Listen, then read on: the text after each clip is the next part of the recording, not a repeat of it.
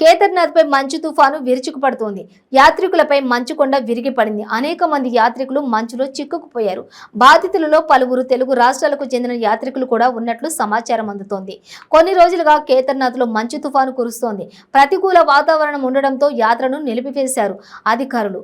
పోలీసులు గుర్రాలపై యాత్రికులను తరలిస్తూ ఉన్నారు. కేదారీశ్వరుడు దర్శనం కోసం కేదార్నాథ్ బయలుదేరిన యాత్రికులకు అడుగడుగున అడ్డంకులే ఎదురవుతూ ఉన్నాయి.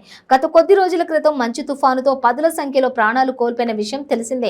అయితే తాజాగా మరోసారి మంచు వర్షం కురిసే అవకాశం ఉందని యాత్రికులను వాతావరణ శాఖ అప్రమత్తం చేసింది.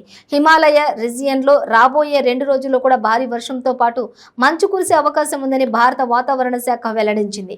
ఈ నేపథ్యంలో ఉత్తరాఖండ్ లోని రుద్రప్రయాగ జిల్లాలో మెజిస్ట్రేట్ మయూర్ దీక్షిత్ అప్రమత్తమయ్యారు. కేదార్నాథ్ ఆలయానికి వచ్చే భక్తులకు మెజిస్ట్రేట్ పలు సూచనలు చేశారు.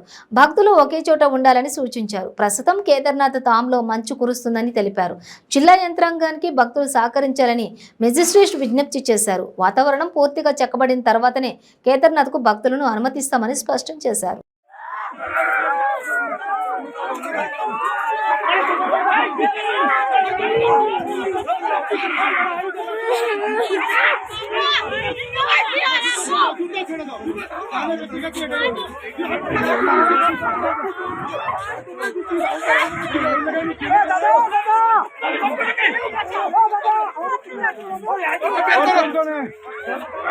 निकालो यार मदद करो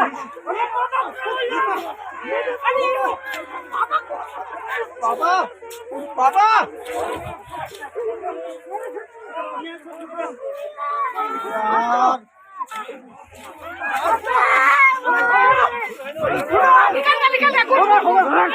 अयो हो गए आप इधर आइए हम लोग सारे हम लोग